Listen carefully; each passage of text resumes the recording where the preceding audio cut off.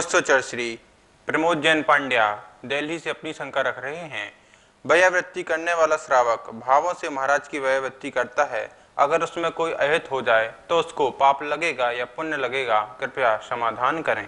वयावृत्ति साधक की साधना में हम जब निमित्त बनते हैं तो वो वयावृत्ति कहलाती है।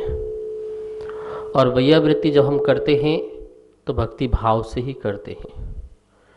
कभी कभी हमारी वयावृत्ति हो सकती है साधक की साधना में बाधक का काम बन जाए, लेकिन आपके भाव नहीं हैं।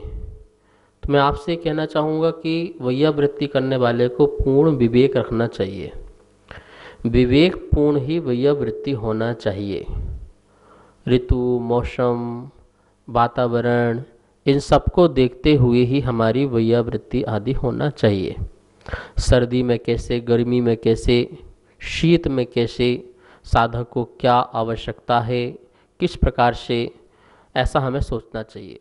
लेकिन आपने विवेक पूर्व किया, फिर भी कभी अहित हो जाए तो उसमें आपको पाप का बंध नहीं लगेगा, क्योंकि आपका अहित का भाव नहीं था।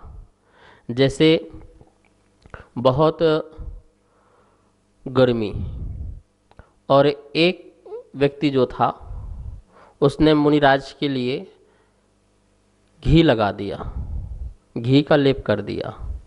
मुनिराज साधना में थे और बहुत सारी चींटियां जो हैं आकर के चढ़ गई। वो तो चला गया था, चींटियों ने उनको काटा भी।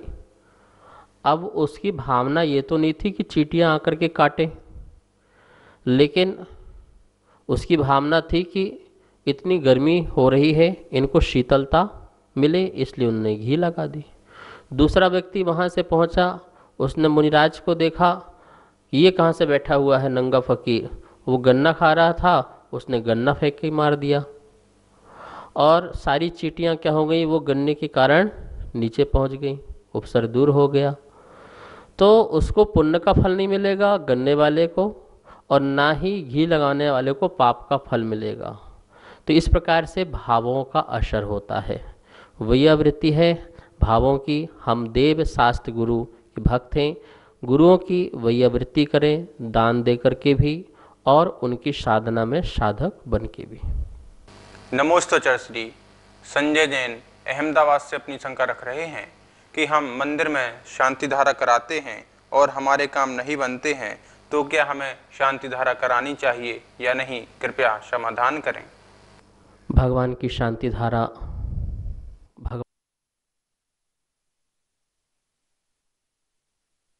जगत में शांति हो। हम स्वार्थपूर्ण शांति धारा करते हैं, इसलिए हमारे कार्य नहीं होते हैं। स्वार्थपूर्ण शांति धारा नहीं होना चाहिए। शांति धारा जगत के समस्त प्राणियों के प्रति होना चाहिए।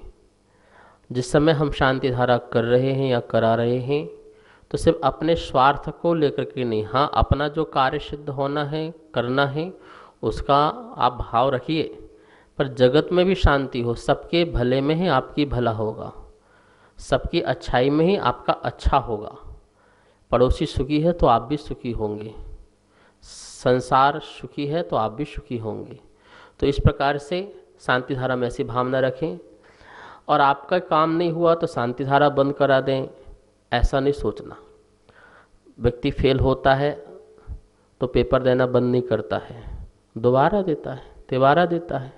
अनादि के कर्म हैं, बड़े बड़े कर्म हैं, बड़े बड़े पहाड़ जैसे कर्म हैं। टूटने में टाइम लगता है, पिघलने में टाइम लगता है, कर्मों को नष्ट होने में टाइम लगता है। झर रहे हैं, झरने दो, जितना है जाने दो और अपनी धारा में लगे रहो। आप अपने प्रभु की आराधना में लगे रहो, आपको अवश्य ही फल की प्राप्ति होगी। आपके काम भी बनेंगे, जग में नाम भी होगा, और जो तुम्हारा लक्ष्य है सिद्ध पाने का वो भी होगा। तो देखिए, बच्चा स्कूल में फेल हो जाता है तो स्कूल बंद कर दें। कोई व्यक्ति अस्पताल में मर रहे हैं तो इलाज कराना बंद करा दें। किसी के मरने से अस्पताल बंद नहीं होता है और किसी के बच्चे के फेल हो जाने से स्कूल बंद नहीं होता है। इसी प्रकार यदि आप भी आपका काम नहीं बन रहा है और आप शांति धारा बंद करा दें तो शांति धारा तो बंद नहीं होने वाली, आपका ही नुकसान होगा। इसलिए हमें पूर्ण पुरुषार्थ करके भक्ति भाव से लगे रहें, सभी काम सिद्ध होंगे। जो देव शास्त्र गुरु के चरणों में आते हैं उनके जन्मों जन्मों के पाप क्षय होते हैं। तो कितने जन्म में पाप किए हैं तो पाप क्षय हो रहे हैं। आपको समय लग रहा है, क्षमता रखिए, संयम रखिए। नमोस्तुते श्री सुनंदा जैन कर्नाटक से अपनी शंका रख रही हैं। धर्मात्मा लोग बहुत धर्म करते हैं पर ज़्यादा संकट उन पर ही क्यों आते हैं? मैं भी बहुत धर्म करती हूँ फिर भी मेरे ऊपर ही बहुत संकट क्यों आते हैं? कृपया समाधान करें। धर्म करने वाला जो धर्मात्मा है उसके जीवन में संकट क्यों, वो दुखी क्यों? वैसे धर्मात्मा कभी दुखी नहीं होता है। यदि वो दुखी है तो वो धर्मात्मा नहीं होता है।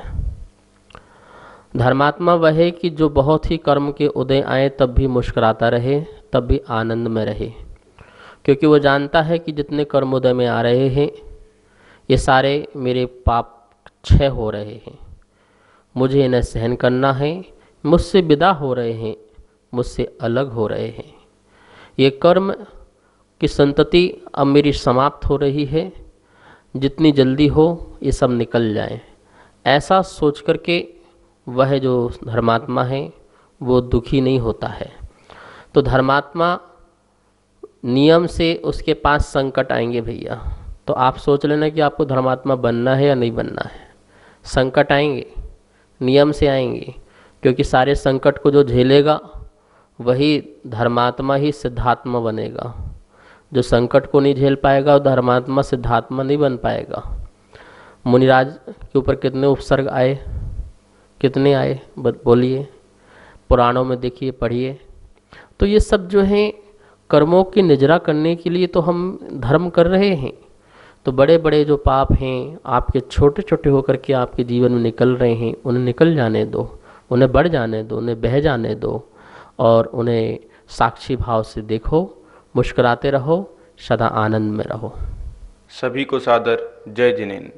आप सभी को पूज्य गुरुदेव के द्वारा नित्य आपकी शंकाओं का आगम के अनुसार समाधान प्राप्त हो रहा है और यह पूरा प्रसारण पारस चैनल के माध्यम से पूरे विश्व में प्रसारित हो रहा है। तो आप सभी इस कार्यक्रम के पुण्यार्जक बन सकते हैं और सौभाग्य प्राप्त कर सकते हैं। जो भी महान भाव इस कार्यक्रम के पुण्यार्जक बनना चाहते हैं तो एक दिन के लिए 2100 रुपये और एक महीने के लिए 11,000 रुपये की दान राशि देकर पुण्यार्जन कर सकते हैं। नीचे दिए गए नंबर पर संपर्क करें। जय जिनेंद्र।